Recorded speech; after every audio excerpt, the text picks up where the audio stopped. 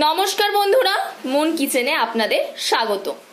আমাদের চ্যানেলে নতুন হয়ে থাকলে চ্যানেলটিকে সাবস্ক্রাইব করে পাশে থাকা বেল আইকনটিকে প্রেস করে নোটিফিকেশন অল করে রাখবেন, যাতে আমাদের তৈরি করা ভিডিও বা পাঠানো ভিডিও সবার প্রথমে আপনার কাছে পৌঁছে যেতে পারে। এবং আমাদের ফেসবুক পেজ মুনমুন মণ্ডলকে ফলো করে দেবেন। এই রেসিপিটা যেদিন বাড়িতে বানাবেন সেদিন চাল একটু বেশি করে নেবেন, ভাতে কম পড়ে যাবে। এই রেসিপিটা এত দারুণ লাগে খেতে।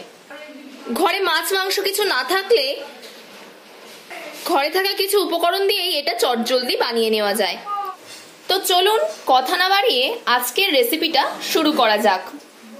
এখানে 100 সোয়াবিন নেওয়া হয়েছে একটা বড় সাইজের পেঁয়াজকে কুচি করে, 2টো কাঁচা লঙ্কা, একটা টমেটো কুচি, 1 ইঞ্চি আদাকে কুড়িয়ে নেওয়া হয়েছে, আর নেওয়া হয়েছে 5টা রসুনের কোয়া। এবার আমাদের স্পেশাল রেসিপিটা শুরু করা যাক। একটা বাটিতে জল গরম করতে বসিয়ে দেওয়া হয়েছে। জলটা কিন্তু গরম হয়ে গেছে। এতে যে সোয়াবিনগুলো রাখা ছিল সেগুলোকে সিদ্ধ করে নিতে হবে। এইভাবেই ভালো করে সিদ্ধ করে নিতে হবে। এইভাবেই 2-3 মিনিট মতো সিদ্ধ করে নিতে হবে। সিদ্ধ করা কিন্তু হয়ে গেছে। এবার এটাকে ঠান্ডা করে নিতে হবে। সয়াবিনগুলোকে কিন্তু সিদ্ধ করে ঠান্ডা করা হয়ে গেছে। এবার এর জলগুলোকে চিপে চিপে এইভাবে বার করে নিতে হবে। এবার একটা অন্য পাত্রে রেখে দিতে হবে। জলগুলো সব বার করা হয়ে গেছে সয়াবিন থেকে। এই জলটাকে এবার ফেলে দিতে হবে। কড়া গরম হতে বসিয়ে দেওয়া হয়েছিল, এতে দিয়ে দিতে হবে সর্ষের তেল। তেলটা কিন্তু গরম হয়ে গেছে। এতে দিয়ে দিতে হবে কেটে রাখা পেঁয়াজ।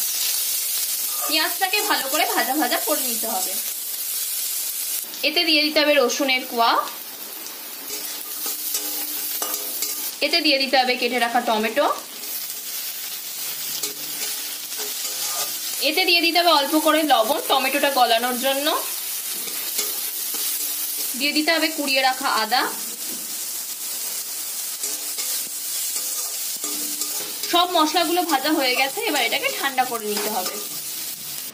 একটা ব্লেন্ডারের মধ্যে সিদ্ধ করে রাখা সোয়াবিনগুলো দিয়ে দিতে হবে। করে রাখা হয়েছিল সেই মশলাগুলো কিন্তু ঠান্ডা হয়ে গেছে, এর মধ্যে দিয়ে দিতে হবে। এতে দিয়ে দিতে হবে 2টো কাঁচা লঙ্কা। যে যেমন ঝাল খেতে পছন্দ করেন সে ঝালের পরিমাণটা বাড়িয়ে নেবেন। এটাকে ব্লেন্ড করে নিতে হবে। দেখুন এটা কিন্তু ব্লেন্ড করা হয়ে গেছে। আবারও কড়াই বসিয়ে দেওয়া হয়েছে। এতে দিয়ে দিতে হবে সর্ষের তেল। তেলটা গরম হয়ে গেছে। এতে দিয়ে দিতে হবে একটা শুকনো লঙ্কা ফোড়ন আর কালো জিরে। সয়াবিন এর মধ্যে ঢেলে দিতে হবে।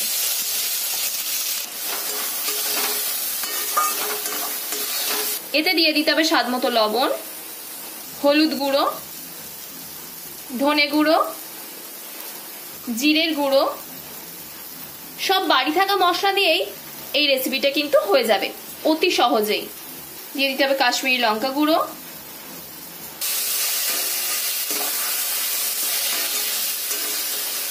দিয়ে দিতে হবে 4 চামচের 1 চামচ চিনি।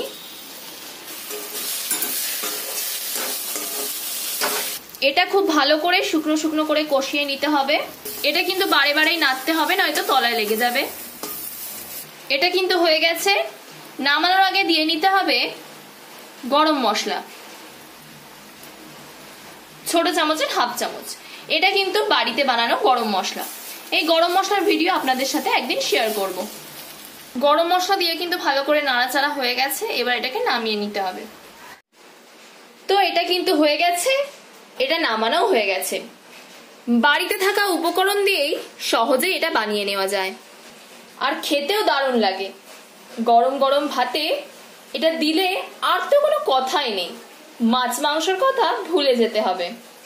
এটা আপনারা একবার ট্রাই করে দেখবেন, অসাধারণ খেতে হয়। এবং কমেন্ট করে জানাবেন আজকের ভিডিওটা আপনাদের কেমন লাগলো। তো পরবর্তী ভিডিওতে আপনাদের সাথে আবার দেখা।